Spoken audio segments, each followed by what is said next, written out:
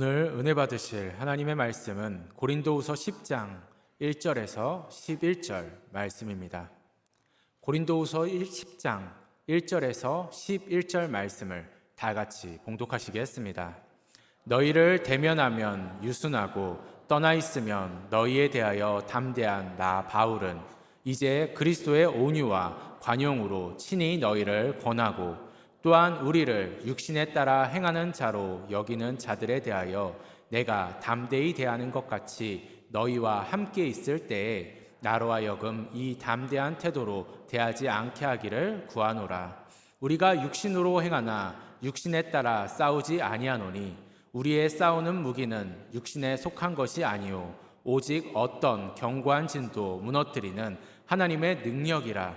모든 이론을 무너뜨리며 하나님 아는 것을 대적하여 높아진 것을 다 무너뜨리고 모든 생각을 사로잡아 그리스도에게 복종하게 하니 너희의 복종이 온전하게 될 때에 모든 복종하지 않는 것을 벌하려고 준비하는 중에 있노라.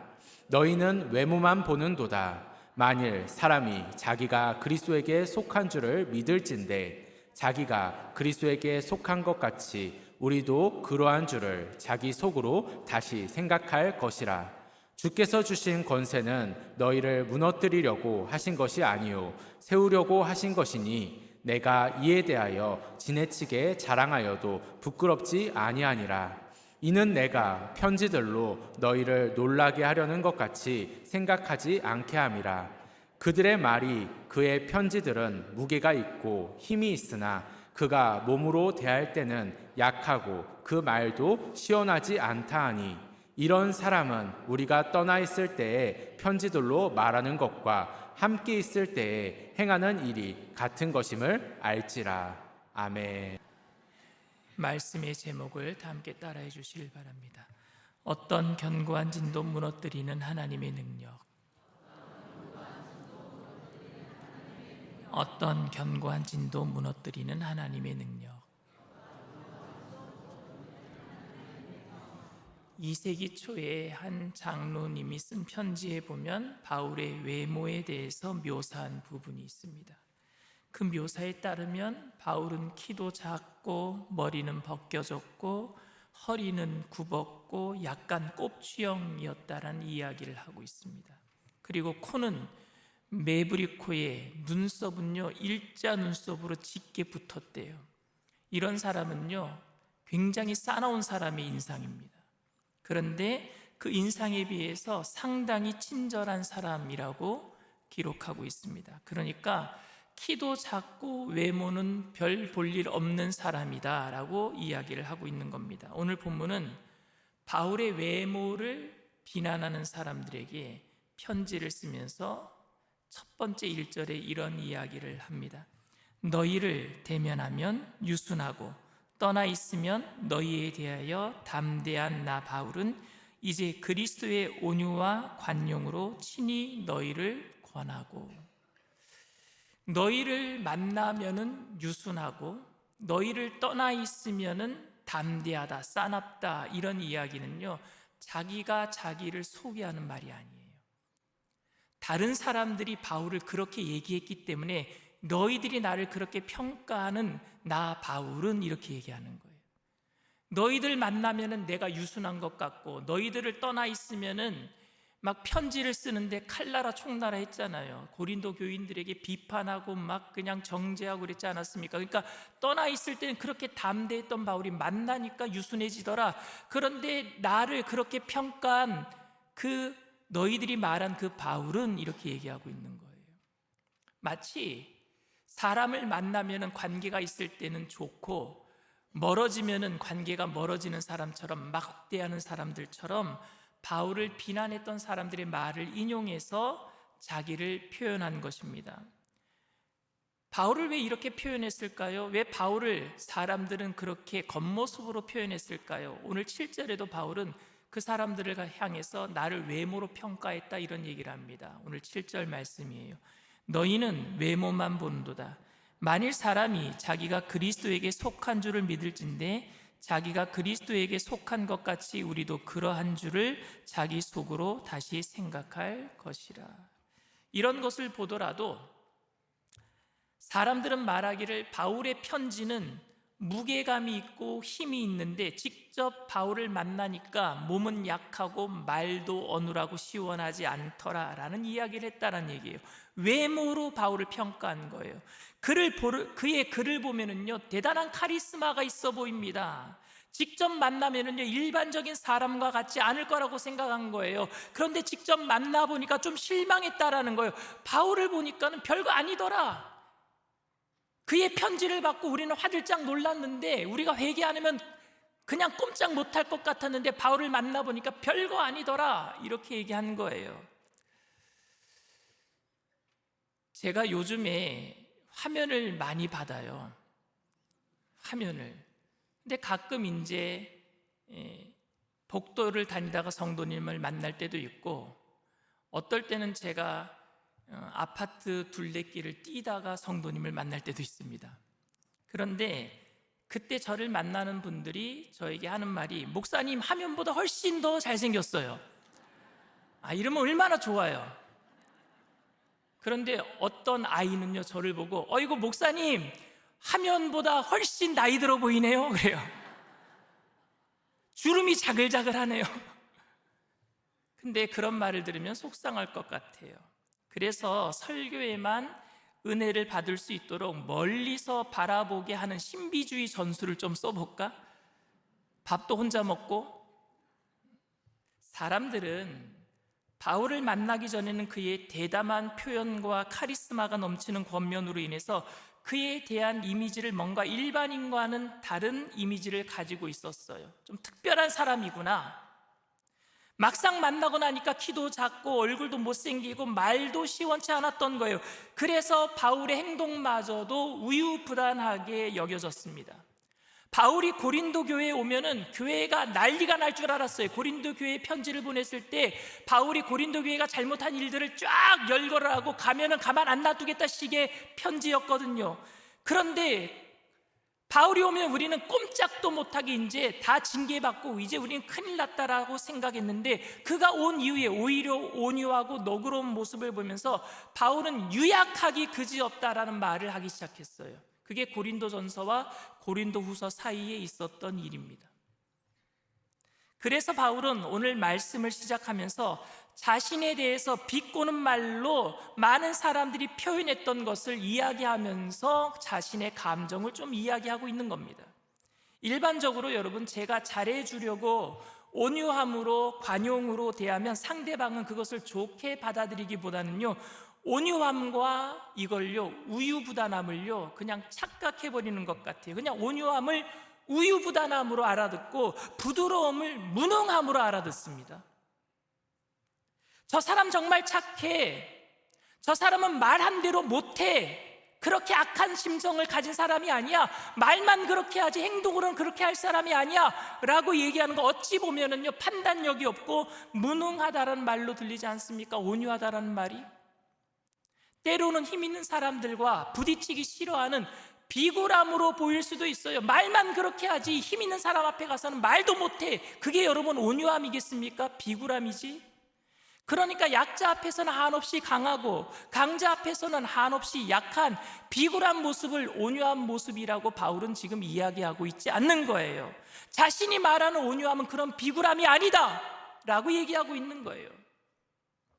바울은 편지에 쓴 강한 어조로 고린도 교회 성도들을 만났을 때 만약에 그렇게 강하게 고린도 성도들을 대했다면 교회가 또 갈등하고 또 넘어질 수 있었을 겁니다. 더 큰 혼란이 왔을 수도 있었을 거예요. 그래서 교회를 세우기 위해서 온유함으로 대했다라고 오늘 말하고 있는 것입니다. 단지 바울이 고린도 교회 성도들에게 잘 보이기 위해서 온유함으로 대한 것이 아니라, 어떻게 하면은 교회를 바로 세울 수 있을까? 어떻게 하면은 그리스도의 이름을 높일 수 있을까? 어떻게 하면은 모든 성도가 그리스도에게 복종할 수 있을까 하는 생각으로 온유함으로 대한 줄 믿습니다. 그런데 고린도 교회 성도들 중에는 바울이 지금 뭐 큰 소리 치고 있지만 막상 와서는 우리들에게 꼼짝하지도 못할 거야 라고 이야기했던 사람들, 생각했던 사람들도 있었습니다.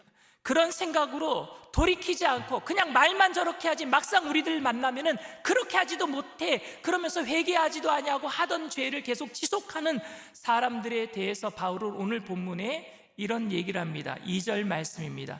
또한 우리를 육신에 따라 행하는 자로 여기는 자들에 대하여 내가 담대히 대하는 것 같이 너희와 함께 있을 때 나로 하여금 이 담대한 태도로 대하지 않게 하기를 구하노라. 바울은 말만 그렇게 하고 우리를 만나면 절대 그렇게 하지 못할 걸 육신에 따라 행하는 자로 여기는 자들에게 내가 담대하게 글 쓴 것처럼 너희들 대하지 않도록 조심해라 이렇게 얘기하고 있는 거예요. 나도 그렇게 하기 싫다. 담대하게 내가 글 쓴 것처럼 너희들을 담대하게 가서 대하는 게 나도 원하지 않는 바다. 그러니까 돌이켜라 라고 얘기를 하는 거죠. 끝까지 바울의 온유함을 역이용해서 육신의 생각으로 가득 찬 사람에게 끝까지 온유함으로 대하는 것이 얼마나 힘든 일인지 바울은 지금 얘기하고 있어요. 우리는 자녀를 키우면서 혈기와 분으로 하지 않고 온유와 관용으로 한다는 것이 얼마나 힘든 일인지 자식을 키워본 부모님들은 다 경험해 본 바입니다. 내가 이 사람을 한번 용서했을 때에 이 사람이 또다시 그런 일들을 또 저지를 때 언제까지 내가 용서해야 되는가, 언제까지 관용을 베풀어야 되는가, 오히려 나를 역이용해서 계속 내가 용서해 줄 것을 알고 역이용해서 계속 잘못을 하고 있는 사람들을 보면은 내가 언제까지 참아야 되는가, 이런 여러분 감정을 느껴본 적이 없으십니까? 그런데 그래서 10번 참다가 한 번 분을 내요. 결국 분을 냅니다. 참다 분을 냅니다. 자식들을 용서하다가 한번 분을 터뜨립니다. 이 분을 참는다라는 게, 혈기를 참는다라는 게 그렇게 쉬운 일이 아닙니다. 그런데 이 혈기와 분으로 사람을 책망할 때 여러분 한번 생각해 보세요. 그 중심에 누가 있는 줄 아십니까? 그 중심에는 내가 있어요. 혈기와 분을 터뜨릴 때 그 중심은 나예요. 그런데 온유와 관용으로 하면은요, 그 중심은 누가 있는 줄 아십니까? 상대방이 있어요. 남이 있어요. 내가 온유와 관용으로 하는 것은 남을 위해서 그렇게 하는 거예요. 근데 혈기와 분은요, 나를 위해서 그렇게 푸는 겁니다. 그런데 바울은 지금 그 얘기를 하고 있는 거예요. 자신의 분을 풀고자 함이 아니라, 교회에다가 자신의 분을 풀고자 함이 아니라, 자기가 주인이 아니라 자기는 하나님의 공의를 실천하고자 합니다라고 얘기해요. 그래서 온유와 관용으로 하겠다라는 겁니다. 그런데 많은 사람들이 교회에 하나님의 공의를 실천한다라는 미명하에 분을 내고 있어요. 틀린 것은 바로잡아야 돼 하면서 자신의 분을 쏟아놓는단 말입니다. 교회에다가 자신의 혈기와 분을 드러내고 있는 그 모습이 과연 하나님의 영광을 드러내는 모습인가? 우리에게 정말로 진리에 대한 순수함이 있는지 돌아봐야 할 것 같습니다. 오늘 3절 4절에 이렇게 얘기합니다. 우리가 육신으로 행하나 육신에 따라 싸우지 아니하노니 우리의 싸우는 무기는 육신에 속한 것이 아니요 오직 어떤 견고한 진도 무너뜨리는 하나님의 능력이라. 모든 이론을 무너뜨리며. 바울은 공의를 실천하기 위해서 하나님의 능력으로 하겠다라고 말하고 있습니다. 육신을 가지고 있지만 육신대로, 육체대로 행하지 아니하는 하나님의 능력은 여러분 뭐라고 생각하십니까? 우리가 육신을 가지고 있어요. 그러니까 화도 나요. 근데 화내는 것은 이거 육신을 따라하는 거잖아요. 그런데 육신을 따라하지 아니하고 하나님의 능력으로 하겠다라고 얘기했는데 그 하나님의 능력으로 하겠다라는 의미가 여러분 무엇이라고 생각하십니까? 그 의미는 바울을 외모로 평가하며 괴롭히는 사람들에게 인간적인 방법을 따라서 행하지 아니하고 하나님의 능력을 믿고 행하겠습니다라는 결단인 줄 믿습니다. 똑같이 나도 너희들을 외모로 평가하거나 똑같이 나도 화를 내거나 분을 쏟아내거나 인간의 방법으로 하지 아니하고 하나님의 방법대로 행하겠다라는 결단이란 말입니다. 그게 하나님의 능력이에요. 그런데 우리는 이 하나님의 능력에 대해서 또 오해하는 게 있어요. 하나님의 능력이 모든 이론을 무너뜨린다고 하니까 단순히 학문이나 공부하는 것은 다 쓸데없다, 그냥 성경만 드립다 팔아 이렇게 생각하는 것 같은데 그런 이야기가 아니에요. 하나님의 능력은 모든 이론을 무너뜨린다는 얘기는, 여기서 모든 이론은요, 인간적인 모든 방법을 얘기합니다. 인간적인 모든 방법. 내가 혹시라도 내 방법대로, 내가 아는 방법대로, 세상의 방법대로 하지 않았다가 손해볼까 봐 동원하는, 교회 안에서 동원하는 세속적인 모든 방법은 바로 모든 이론을 얘기해요. 인간적인 모든 방법. 그래서 바울은 하나님의 능력을 의지함으로 인간적인 모든 방법을 의지하지 않겠대요. 사용하지 않겠대요. 그게 모든 이론을 무너뜨리는 거예요. 또 하나, 하나님의 능력에 대한 오해가 있습니다. 하나님의 능력에 대한 오해가 또 뭐냐면요, 하나님의 능력을 교회의 세의 확장이라고 생각하는 거예요. 교회가 힘을 가져야지 하나님의 능력을 이 세상에 나타낼 수 있다라고 생각하는 겁니다. 여러분, 하나님의 능력에 대해서 한번 생각해 보세요. 하나님의 능력. 예전에 있던 일인데, 어떤 한 기도원에 원장님이 병 치료를 너무 잘하시는데요, 그래서 모든 병자들이 거기 갔어요. 그런데 저도 TV 보고 한 건데, 이 원장님이 사람 몸속에 손을 집어넣더라고요. 그리고 거기서 암덩이를 끄집어내든지 병균들을 끄집어내요. 그리고 치료받았다라고 얘기해요. 근데 그게 뉴스에 났어요. 그리고 그것 때문에 그 기도원이 몰매를 맞았습니다. 그런데 그 다음이 문제예요. 저는 기도원에서 분명히 병치료가 일어난다고 믿습니다. 근데 문제는 그 다음에 그 기도원 사람들이 방송국에 찾아가서 방송국을 때려부시고 관계자들에게 다 사과하라 그랬어요. 그게 하나님의 능력입니까, 여러분? 그게 하나님의 능력이겠어요, 여러분? 하나님의 능력은 그런 것이 하나님의 능력이 아니라 오히려 그것이 하나님의 영광을 가리지는 않았습니까? 정말로 여러분들이 하나님의 능력을 믿고 있다고 생각하십니까? 우리가 이 교회 안에서조차도 세상의 이론이나 아니면 세상의 방법으로 판단하고 행동하고 있지는 않습니까? 겸손한 것도 좋지만 그렇게 살면 손해봅니다. 물론 양보하는 것도 맞죠. 하지만 그렇게 하면 그 사람 버릇 나빠집니다. 용서하는 것이 맞죠. 그러면 용서하면 그 사람 절대 회개하지 않습니다. 다 알지요. 이 교회가 그리스도가 머리가 되시고 주인인 것을 내가 왜 모르겠습니까? 그렇지만 사람들이 모인 곳이잖아요. 그러니까 사람들이 모인 것이니까 사람들의 방법대로 해야지요. 이런 말씀 여러분들 들어본 적 없으십니까? 사람의 방법대로 하는 거예요. 교회가 힘을 가지게 되고 그것이 마치 하나님의 능력이라고 생각하고 교회를 건드리면 가만두지 않겠다 가서 막 데모하고.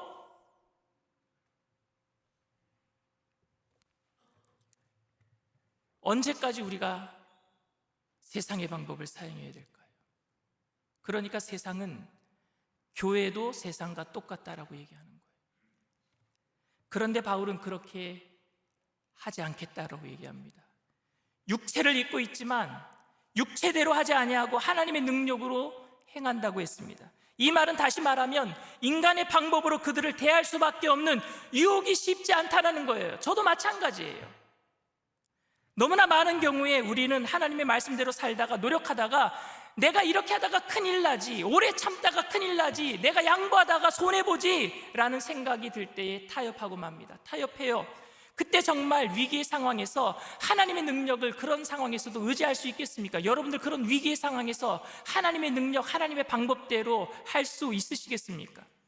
대부분의 사람들이 그 위기의 상황에서 하나님의 말씀이 아닌 것을 알면서도 인간적인 방법이 나를 지키는 일이라고 생각하고 그 방법대로 행하게 됩니다. 그런데 모든 교회의 문제의 출발점은 바로 여기서부터 출발해요. 하나님의 방법이 아닌 인간의 방법을 따라서 시작하기 때문에 문제가 출발하는 거예요. 갈등이 시작이 되는 거예요. 그런데 교회의 모든 문제들, 정작 순종해야 될 순간에 순종하지 못했기 때문에 생긴 문제 아닙니까? 그 당시에는 순종하는 것이 말도 안 되는 것이라고 생각합니다. 이러한 경우에 우리들의 무기가 바로 하나님의 능력인 줄 믿습니다. 하나님의 능력은 바로 하나님의 도우심을 의지하여서 인간적인 방법과 술수로 문제를 풀지 않겠다라는 결단이에요. 사도 바울은 육체대로 행하지 않겠다라고 했어요. 분명한 것은 육체대로 하지 않겠다라는 것은 기독교의 어떤 외적인 힘을 보여주자 이런 의미는 아닐 것입니다. 한국에는요, 여러분이 잘 알다시피 세계에서 가장 큰 교회가 10대 교회 안에 들어가는 교회가 엄청 많아요. 그래서 어떤 분이 저한테 그런 이야기를 하는 걸 들었어요. 한국 교회 진짜 무섭습니다. 한국 교회 진짜 무섭습니다. 그런데 여러분, 하나님의 능력이 바로 이런 힘이겠습니까? 지금 그런 힘을 발휘해서 하나님의 능력을 나타내는 것이 오히려 하나님의 영광을 더 막아버리지는 않았습니까? 바울은 로마서 12장 19절에 이런 이야기를 합니다. 내 사랑하는 자들아, 너희가 친히 원수를 갚지 말고 하나님의 진노하심에 맡기라. 기록되었으되 원수 갚는 것이 내게 있으니 내가 갚으리라. 주께서 말씀하시니라. 하나님의 능력을 의지하는 것은 아무리 내가 분이 나고 화가 난다고 할지라도 원수 갚는 것이 하나님 앞에 있으니 하나님께 맡기고 말씀 앞에 내 억울함을 내려놓고 세상적인 방법을 포기하고 하나님의 말씀을 따라 해결하겠다라는 결심인 줄 믿습니다. 그 결심이 오늘 우리 기독교 안에 있어야 될 것 같아요. 우리 교회 안에 있어야 될 것 같습니다. 지금 바울이 고린도 교회에서 이야기하는 것은 내가 이 문제를 풀어가는 데 있어서 세상의 방법대로 하지 않고 멀리 떨어져 있을 때는 편지로 내가 좀 강하게 담대하게 이야기하고 만나서는 가까이 너희들을 대할 때는 온유함으로 한 것은 너희를 돌이키기 위함이고 교회를 바로 세우기 위함이었다라고 말하고 있는 것입니다.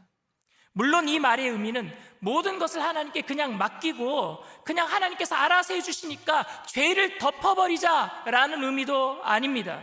하나님께 맡긴다라는 의미는 나는 조용히 있고 손 떼겠다, 하나님이 알아서 해주세요라는 의미가 아니라 사람을 움직이는 모든 것이 힘이 아니라 사랑으로 하겠다라는 말입니다. 사랑. 힘이 이 세상을 변화시키는 것이 아니라 사랑이 이 세상을 변화시키게 될 줄 믿습니다. 예수님이 십자가의 사랑으로 이 세상을 변화시켰단 말입니다. 비판과 판단과 징계에 매료하지 아니하고 끝까지 참아서 온유함으로 하나님의 의를 교회가 세워나가야 된다라고 사도 바울은 이야기하고 있습니다. 사랑하는 성도 여러분, 내 방법대로가 아니면 내 기분대로가 아니면은요 정말 화가 나요. 내가 좀 속이 시원하려면 좀 다 풀어놨으면 좋겠어. 하고 싶은 말 다 터뜨려버리고 왜 이딴 식이냐고 교회가 다 얘기해버리고 저 사람은 왜 저러느냐고 다 이야기하고. 그런데 나의 원함을 따라서 살기보다는 하나님의 능력과 하나님의 보호하신 것, 하나님의 주권을 믿는다면 우리에게 주어진 삶의 현장에서 우리를 합리화시키는 말은 더 이상 하면 안 될 것 같습니다.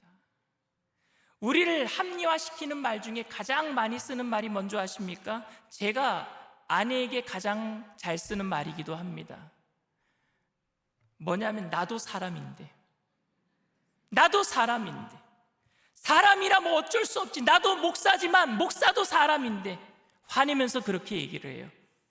그럼 아내가 저한테 그럽니다. 사모도 사람인데. 사람끼리 싸우는 거예요. 나도 사람인데 어쩔 수 없지라는 말이 아닐까 생각합니다.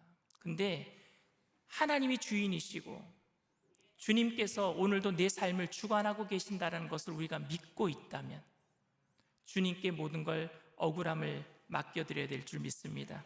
그리고 끝까지 우리는요 온유와 사랑으로 살아내기 위해서 내 자신과 싸워내야 돼요. 영적인 싸움은 여러분 다른 사람과 마귀들과 싸우는 게 영적인 싸움이 아니라 내 안에 내가 주인 되려고 하는 나와 싸우는 게 영적인 싸움이란 말입니다. 사도 바울은 이 싸움을요 평생을 싸웠어요. 오라 나는 곤고한 사람이로다. 누가 나를 이 사망의 늪에서 건져내려. 육신의 법과 이 사망의 법과 생명의 법이 늘 싸우는 전쟁터가 어디였느냐? 내 마음속이었단 말입니다. 그래서 무릇 지킬 만한 것보다 내 마음을 지키라 그랬어요.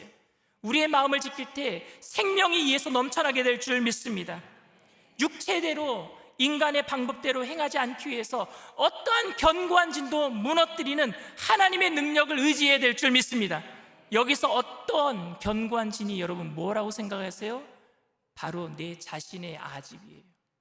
내 생각대로 안 되면 분을 풀어보려고 하는 그 진, 가장 나를 사랑하는 내 자신, 그게 가장 견고한 진인데, 그 견고한 진도 무너뜨리는 것이 하나님의 능력, 온유와 관용, 사랑인 줄 믿습니다.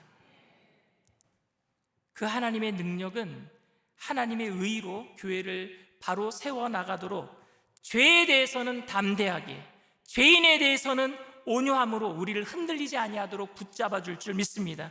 여러분 명심하세요. 죄에 대해서는 담대하게 하세요.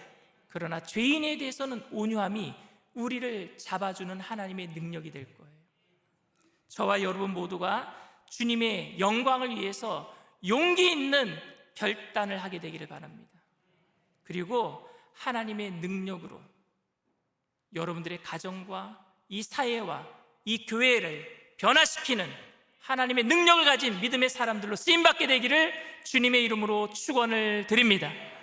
이 시간 말씀을 생각하시면서 잠시 묵상으로 기도해 주시기를 바랍니다. 오늘 저희 교회에 처음 나오신 분이 계십니까? 예배를 처음 드리고 계시는 분이 계십니까? 이 세상에 살면은요, 힘든 일이 많고 억울한 일이 많고 그것 때문에 꼭 분을 어딘가는 풀어야 되는 거예요. 그러다 보니까 요즘에 묻지마 폭행도 있어요. 풀 데가 없으니까 아무 사람에게나 자기의 모든 화를 다 쏟아내 버리는 거예요. 그 분을 주님 앞에 풀어놓게 되기를 바랍니다. 주님이 다 받아주실 거예요. 걱정하지 말아라. 내가 너 알아. 내가 네 억울함 다 알아. 그리고 우리를 안아주시고 그 분을 사랑으로, 관용으로, 용서로 우리를 변화시켜 주시고 영원한 생명을 주셔서 천국 가는 그날까지 여러분들을 통해서 다른 사람에게 분을 쏟아놓는 사람이 아니라 사랑과 관용으로, 온유로 다른 사람들을 살리는 한 사람의 전도자로, 생명의 전도자로 하나님께서 세워주실 줄 믿습니다. 나도 예수 그리스도를 믿고 영원한 생명의 그 기쁨을 누리며 살기를 원합니다. 더 이상 세상에 분을 쏟지 아니하고 주님과 함께 동행하기를 원합니다 하시는 분은 믿음을 가지고 그 자리에서 일어나 주시길 바랍니다. 인터넷상에서, TV상에서 예배드리는 그 자리에서도 믿음을 가지고 일어나 주시길 바랍니다. 제가 일어나라 그러니까 너무 겸연쩍어서 못 일어나는 분들도 계신 것 같아요. 일어나는 것이 부담되시면 앉아서 기도하셔도 돼요. 그러나 내가 결단하는 것을 모든 사람들 앞에 보여주고 싶다면 일어나는 것도 좋다고 생각합니다. 그리고 일어나신 분들은 제가 하는 기도를 따라해 주시길 바랍니다. 하나님 아버지, 저는 죄인입니다. 어디에서 와서 왜 살며 어디로 가는지 알지 못하고 방황하며 살았습니다. 저의 죄를 위하여 십자가에서 죽으시고 부활하신 예수님을 제 구주로 모셔드립니다. 저는 하나님의 자녀가 되었습니다. 지금부터 영원토록 주님과 함께 살겠습니다.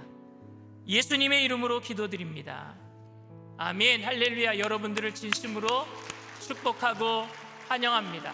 오늘 처음 나오신 분들은 예배가 마친 이후에 새가족실에서 환영회가 있으니까 꼭 참석해 주시길 바랍니다. 우리 주 품에 품으소서. 우리 찬양 드리겠습니다.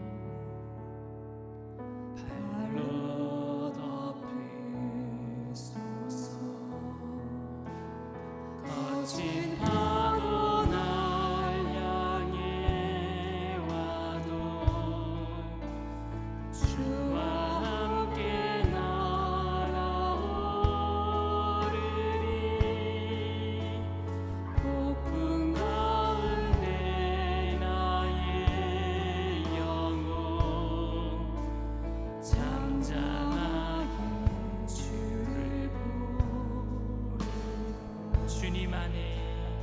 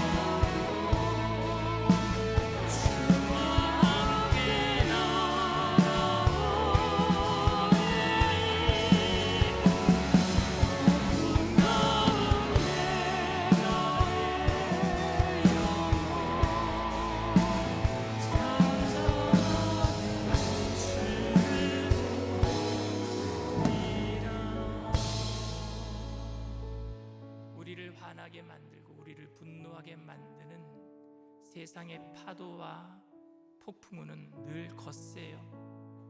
근데 인간의 방법대로 모든 이론을 깨트리고 그 견고한 진, 나의 고집과 아집, 내가 주인 되려고 했던 것을 깰 수 있는 것은 하나님의 능력밖에 없는 줄 믿습니다. 그 능력은 우리가 가질 수 우리 안에서 생기는 게 아니라 위로부터 오셔야 돼요. 성령의 능력인 줄 믿습니다. 그래서 우리는 세상의 방법이 아닌 하나님의 방법으로 원수가 오른밤을 때리면 왼밤까지 돌려대고 겉옷을 달라가면 속옷까지 내어주고 오리를 가자면 심리까지 가질 수 있는 능동적인 사랑하는 사람이 되는 거예요. 이건 패배적인 것이 아니라 루저이기 때문에 어쩔 수 없이 수동적으로 끌려가는 것이 아니라 힘의 논리로 하는 것이 아니라 능동적으로 사랑하기 때문에 할 수 있는 일입니다. 하나님, 우리가 그 일을 하게 하여 주시옵소서. 가정이 그래서 변화되게 하시고 이 사회가 변화되게 하여 주시옵시고 교회가 빛을 발하게 하여 주시옵소서. 누군가는 이 분의 연결고리, 악의 연결고리를 끊어야 될 텐데 예수님이 십자가에서 끊어주신 것을 아직도 우리가 이어버리고 있다면 주님이 얼마나 슬퍼하실까. 하나님, 우리가 변화되게 하여 달라고, 성령의 능력으로, 하나님의 능력으로 살아갈 수 있도록 이 시간 성령으로 충만케 해달라고 우리 주님 세 번 부르고 통성으로 간절히 기도합니다.